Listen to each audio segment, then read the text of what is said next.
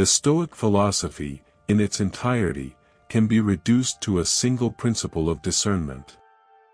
This principle is not a life suggestion, but a fundamental map of reality that determines where reason should be applied and where it should surrender. This principle is the dichotomy of control. Epictetus, the great teacher who lived the philosophy from his own experience of slavery, summarized this in a few words, but with infinite implication: some things are in our power, and others are not. This is the fundamental rule.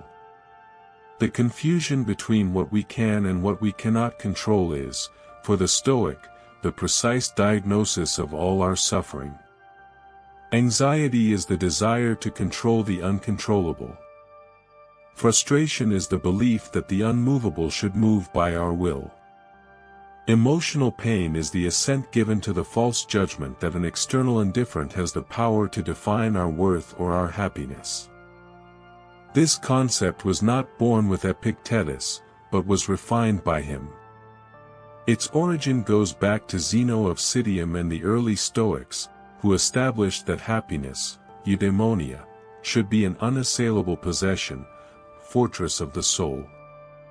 If happiness depended on health, wealth, or fame, it would be, by definition, vulnerable. Therefore, the first task of philosophy is to draw the exact boundary between your unassailable self and the external, changeable, and chaotic world. In this video, we go beyond the basic rule. We will delve into the depth of this dichotomy, exploring the rational will as the only thing we truly control, detailing what constitutes the vast category of indifference, and examining how this singular rule becomes the engine of all other Stoic practices. Finally, we will make the exhaustive comparison with the great debates of philosophy on human freedom, such as determinism and free will, to understand why the Stoic solution is the most pragmatic.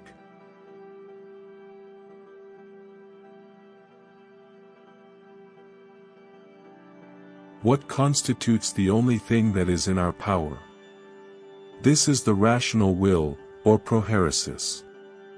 We need to understand the depth of this Greek term to appreciate its importance. The prohairesis is not just the capacity to choose, but the faculty of making moral judgments and formulating intentions. It is your essential self, your internal command center, the inner daimon that Marcus Aurelius refers to. It is your citizenship in the Republic of Reason. Epictetus lists its components: judgment, impulse, desire, aversion, in a word, everything that is our own doing. These are your internal assets. The invulnerability, the essence of the dichotomy, is that fate, fortuna, can break your body, take your wealth, destroy your reputation, but it cannot touch your prohairesis. It is your last, insurmountable line of defense. It is the only good that cannot be stolen, because it is not physical and does not depend on external circumstances.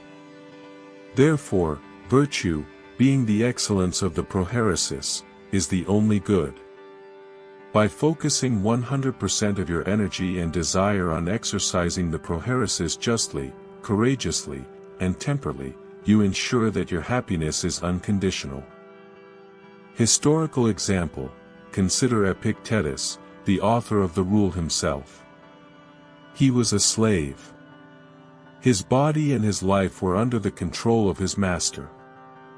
The master could torture him, as the story tells he did. But Epictetus's response, his judgment about the pain, his character, and his patience, that belonged only to Epictetus. He was a slave in body, but free in soul. The dichotomy is not a theory, it is the practice that transformed a slave into one of the freest men who ever lived.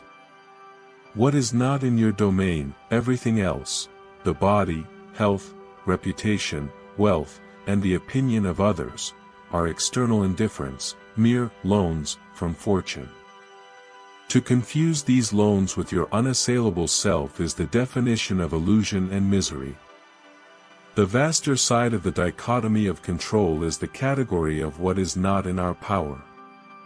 Stoicism classifies these items as indifference. And the concept of indifference requires a much deeper analysis than is superficially understood. The classification, indifference are not the same as unimportant. They are morally neutral. Life, death, health, wealth, beauty, none of this, in itself, makes a person good or bad. They are tools. A scalpel, indifferent, is not good or bad, it is good in the hand of a virtuous surgeon, and bad in the hand of a criminal. Preferred indifference, the Stoics recognize that life is easier with health than with sickness. Health and wealth are preferred indifference, proegmena, because they give us more material to exercise virtue.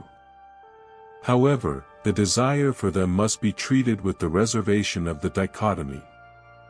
We must seek them, but without their loss causing suffering. Their pursuit is a preferable action, but their possession is not a prerequisite for happiness. The Stoic must be able to say, with Seneca, I am not poor. I merely lack. The value is in your mental attitude, not your possession. The danger of confusion, the dichotomy teaches us that distress arises when we treat a preferred indifferent as if it were an essential good, virtue. When a driver labels traffic, indifferent, as injustice or the ruin of my day, he is giving assent to a falsehood, transferring his well-being to an uncontrollable external circumstance. This is the philosophical error that leads to anger.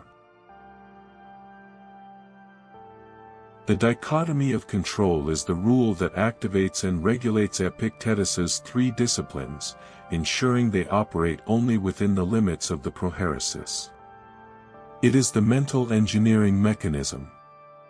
1. The dichotomy and the discipline of assent, the judgment filter. This is the most crucial application. The dichotomy is the first mental filter we encounter. When a disturbing impression, fantasia, arises, the boss is unfair, the flight is delayed, the dichotomy demands a pause and a classification. Is it an indifferent? Yes. From there, the discipline of assent takes action, ordering, I withhold my assent to the judgment that this is a terrible evil. The dichotomy disarms the passion at the level of thought. Failure here is what leads to anger and anxiety. 2. The dichotomy and the discipline of desire, rational detachment. The dichotomy directs our desires. If we desire virtue, controllable, we are free. If we desire fame or wealth, uncontrollable, we are slaves. It is the rational basis for a more fatty, by accepting that the external event is inevitable, uncontrollable, the Stoic chooses to desire that it happen, for this acceptance is, in itself, an act of virtue and reason. 3. The dichotomy and the discipline of action, the principle of reservation. The dichotomy transforms action through the principle of reservation. You act with all your effort and diligence, controllable action, and with the best possible intention. However, you add the mental clause, I will do this action, if fate allows. You detach yourself from the result, uncontrollable. Marcus Aurelius exemplifies this in the administration of the empire. He acted with justice and wisdom, controllable, but accepted rebellions, plagues, and death, uncontrollable, as part of the process. The dichotomy allows for total effort without despair over failure. In modern applications, the dichotomy of control is often modified, generating an important debate. Many modern practitioners try to introduce a third category, partially controllable things, such as health, career, or relationships. What would classical Stoicism say about this? The modern view, the idea is that, while I don't control the cure of a disease, uncontrollable, I control my diet and exercise, actions. The partially controllable category attempts to be more realistic and less rigid, recognizing that most actions have probabilistic outcomes. The classical Stoic critique, the orthodox Stoic rejects this third category as logically flawed and dangerous. If something is partially controllable, the only part that is controllable is your own actions and intentions. Health is an external indifferent and uncontrollable. Exercise is your action, controllable. The cure is the result, uncontrollable. By mixing action, controllable, with result, uncontrollable, in the same partial category, you reintroduce anxiety. The Stoic calls for clarity, keep the dichotomy pure, focus 100% on your virtuous actions, and treat the result, partial, as uncontrollable. The pure dichotomy forces you to accept that there is no guarantee. You can eat perfectly and still get sick. Your peace must depend on the quality of your choice, exercise, and not the result, health. The rigor of the dichotomy is what makes it invulnerable. Softening it is reintroducing a dependence on luck. The role of the dichotomy in the great philosophical debate on freedom is what makes it a metaphysical, and not just practical, concept. Stoicism establishes a brilliant synthesis, often called compatibilist determinism. Radical determinism, ancient Stoicism was based on the physics that the universe is an organic, rational whole, logos, where every event is causally predetermined. Determinism, the world is fixed, is accepted for everything external. The body, circumstances, the fate of society, everything is bound by an unbreakable chain of cause and effect. This prevents naive frustration. The world is not chaotic, it is ordered, even if that order is harsh.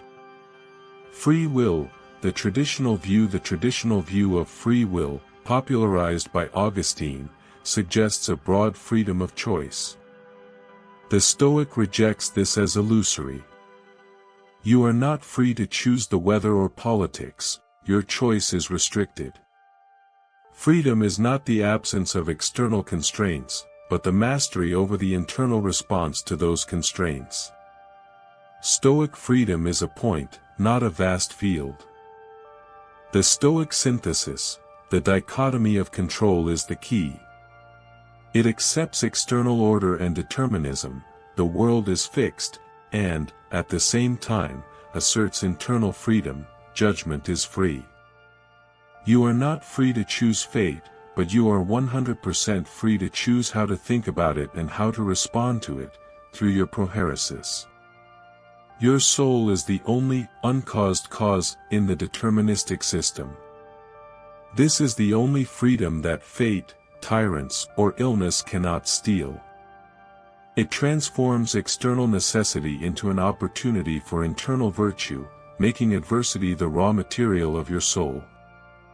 The analogy of the dog and the cart, the Stoics used the analogy of the dog tied to a cart.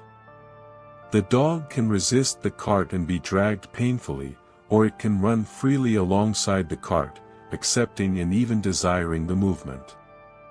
The movement of the cart, fate, is fixed, but the attitude of the dog, the prohairesis, is free. Freedom is not breaking the leash, but aligning your will with necessity. The dichotomy of control is not a theoretical concept, it is a constant exercise in detachment and focus. It is the conscious decision to invest your mental energy only where you can obtain a guaranteed return, in your character and your reason. Any energy spent trying to move the unmovable is wasted energy and a betrayal of your only freedom. Your task as a progressor is not to try to control the rough sea, but to control your own boat and your internal compass. Every day, in every moment of stress, ask yourself, where am I wasting energy trying to move the unmovable? Where am I failing to exercise my sole and unassailable freedom, the choice of my virtuous intention? By mastering the dichotomy, you not only become Stoic, you become fundamentally free, achieving the promise of a peace that is unconditional and does not depend on any external variable.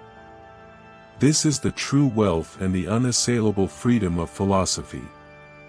If you are ready to embrace the only rule that guarantees your unassailable freedom and to position yourself uniquely in the philosophy debate, leave the comment "The Metaphysics of Freedom" below.